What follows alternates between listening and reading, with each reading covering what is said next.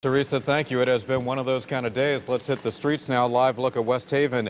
This is Lydia Street. Some real bad flooding right there. News 8 cameras live. You can see the city crews trying to get the water to that drain and keeping drivers at bay for the time being. Meteorologist Justin Goldstein live in East Haven, an area that is prone to flooding in conditions like this. Justin.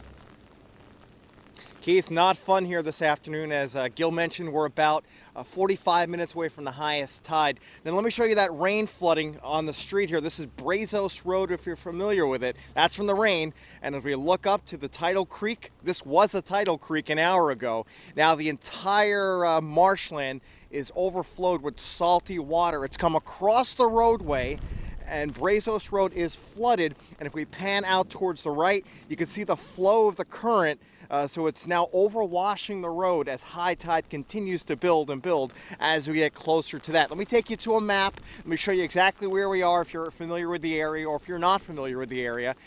This is right off Silver Sands Road. It's Brazos Road, and you can see the tidal creek, that blue line that goes through the road, that's connected to the ocean. So first high tide hits the beaches, then the overflow backs into the rivers, the tidal creeks. So it's delayed by half hour, sometimes even 40 minutes. So we're going to watch water continue to rise.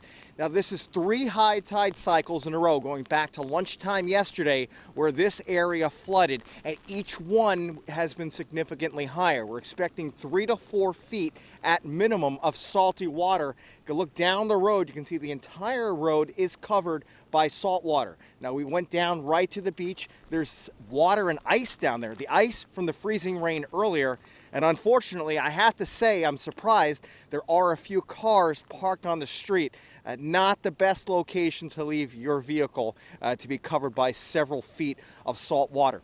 So we're going to keep an eye on high tides, not only here in East Haven, Gil back in the studio, Kevin as well, all along the shoreline. This is the most significant flooding event, coastal flooding, since Sandy and Irene.